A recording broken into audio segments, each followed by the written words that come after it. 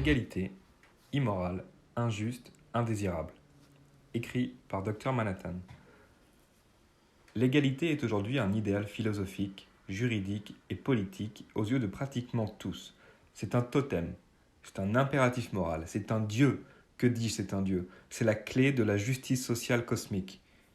Cet idéal n'est plus discuté que sur un plan cosmétique, plutôt qu'en soi, lorsqu'est notamment évoqué avec une précieuse tempérance la supériorité de l'égalité des chances à l'égalité de conséquences et de l'égalité de droit par rapport à l'équité. Dieu bénisse ces grands centristes modérés à la sophistication et la nuance si grande. Cette valeur, qui a dorénavant davantage à voir avec un poncif de signalement de vertus troubles et fourre-tout, prend de nombreuses formes. Tout le monde devrait avoir accès aux mêmes biens et services, disposer d'une qualité de vie identique, frugale pour les décroissants, opulente pour les moins déraisonnables, et évidemment être traité similairement par les institutions sociales comme par les individus. Au-delà des individus, c'est plus largement pour certains les groupes à l'identité partagée qui devraient être représentés dans les structures sociales proportionnellement à leur part dans la composition de la société. Mais pourquoi l'égalité? Oui, pourquoi? Reste-t-il seulement des gens qui se posent la question de la moralité, de l'éthique et de la pertinence de cette quête? La fatalité de l'inégalité. Quiconque a fait des statistiques sait fort bien que de nombreux phénomènes issus d'événements aléatoires suivent une loi normale dans leur distribution. C'est d'ailleurs souvent le cas pour les phénomènes naturels. Pour pratiquement toutes les variables qu'on souhaite analyser, il existe une norme, une moyenne autour de laquelle une majorité d'individus ou de données se concentre. Le corollaire de ce constat est qu'il y a de moins en moins d'individus pour des valeurs éloignées d'un côté comme de l'autre de la moyenne, de la norme. La diversité en toute chose fait partie de la nature humaine et même plus de la nature tout court, voire de la matière elle-même. Pour certains, cette diversité entre les individus de notre espèce n'est pas souhaitable et est appelée inégalité. Et pour quelque raison que ce soit, ces inégalités ne seraient pas souhaitables parce qu'immorales ou injustes, voire menaçantes pour l'équilibre de la société. Selon le mythe du bon sauvage rousseauiste, la société corrompt l'homme, lequel serait naturellement bon. Ce que Jean-Jacques entend par société est le mode de vie sédentaire ou tout ordre social reconnaissant la notion de propriété privée.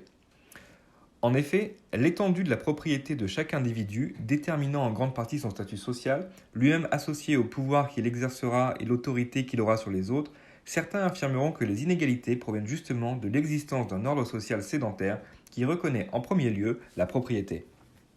Déjà, et comme nous en avions discuté dans un précédent article, ce n'est même pas l'émergence de la propriété privée qui est la source des inégalités, puisque les chasseurs-cueilleurs étaient eux-mêmes loin de vivre dans les sociétés qu'on peut qualifier d'égalitaires. Mais surtout, ce que ce raisonnement écarte d'entrée de jeu serait que les inégalités de distribution de la richesse entre les individus émergeraient autrement que ex nihilo, sans jamais, par exemple, mentionner les différences interindividuelles qui précèdent ces différences. De très puissants prédicteurs de la richesse d'un individu donné sont par exemple son QI et sa conscienciosité. On entend par ce dernier une des 5 dimensions primordiales du modèle psychométrique d'évaluation de la personnalité du Big Five.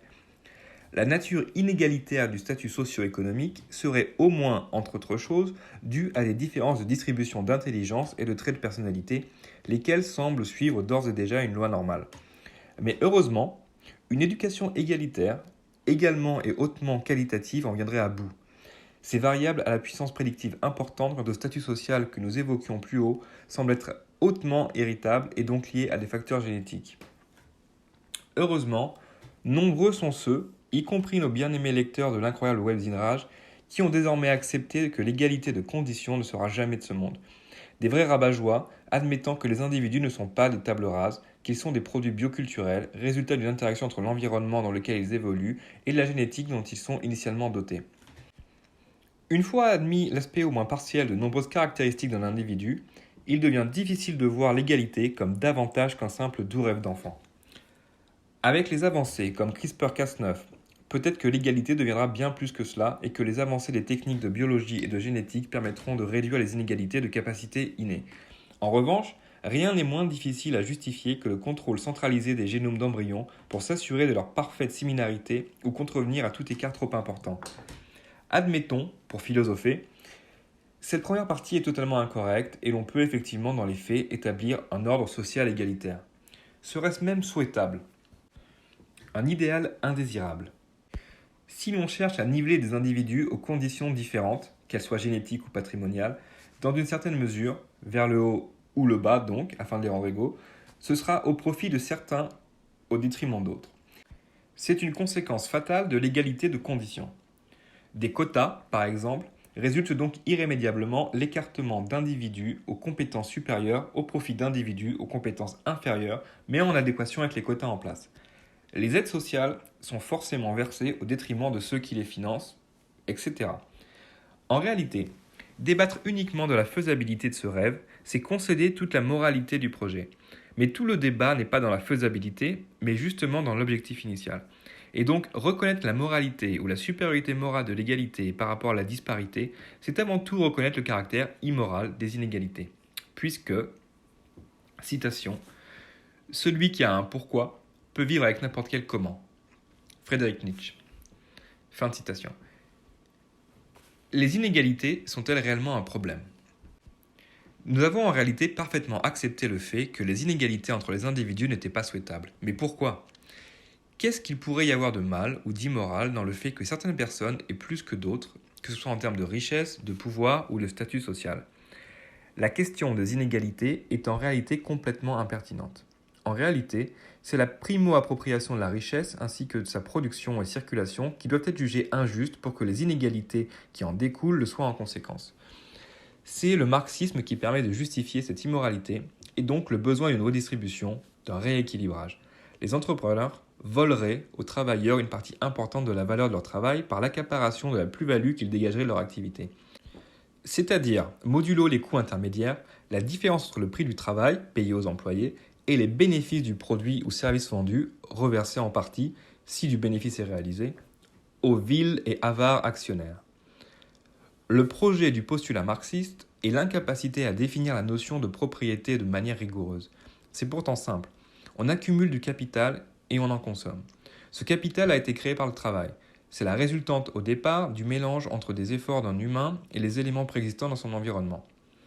Et donc, dans le cadre de l'entrepreneuriat, le vilain capitaliste à queue de pie et monocle va avancer l'investissement capital et aura peut-être besoin d'autres humains pour servir les consommateurs qu'il entend servir. L'entrepreneur prend les risques, puisque la propriété est intrinsèquement liée à la responsabilité, alors que le travailleur s'engage à produire un travail pour une rémunération ni plus ni moins. Dans l'ordre des choses, il ne peut être travailleur qu'à la condition qu'un capitaliste ait pris un risque et donc qu'un tiers soit responsable de la pertinence de l'entreprise pour laquelle il travaille. Ou être son propre patron, propriétaire ou copropriétaire de ses moyens de production. Nous avons vu qu'en réalité, l'impératif éthique de l'égalité est lié à deux mythes, la théorie marxiste de la valeur, de laquelle découle celle de la propriété, ainsi que la table rase existentialiste. Une fois ces deux mensonges écartés, que reste-t-il de l'égalité ? Rien. La justice n'a rien à voir avec l'égalité. D'une part, vous êtes votre propre corps et par conséquent, votre individualité ne permet pas aux autres de contrôler votre corps sans passer par le vôtre. Votre physicalité est, et c'est votre système neuromusculaire qui a une influence sur son déplacement volontaire dans l'espace. Vous êtes ainsi fait que toute autre personne ne peut pas bouger directement votre corps sans passer par le sien et le vôtre simultanément. D'autre part, c'est un impératif logique d'accepter le principe de primo-appropriation. La première personne à s'approprier quelque chose en est le propriétaire légitime par la nature linéaire du temps. L'alternative serait alors pour un individu de demander l'accord au futur propriétaire d'un bien qu'il se primo-approprie s'il peut se le primo-approprier. Absurde.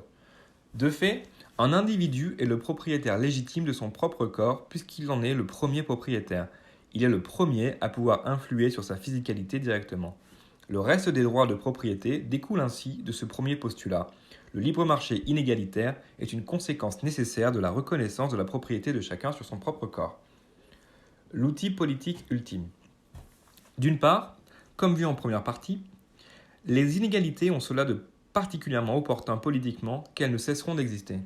C'est un fait qui ne sera jamais dépassé et certainement jamais oublié dans les discours démagogiques. D'autre part, la seule minorité irréductible possible étant l'individu, il existe pratiquement autant de groupes en lesquels on peut diviser les humains qu'il y a d'humains.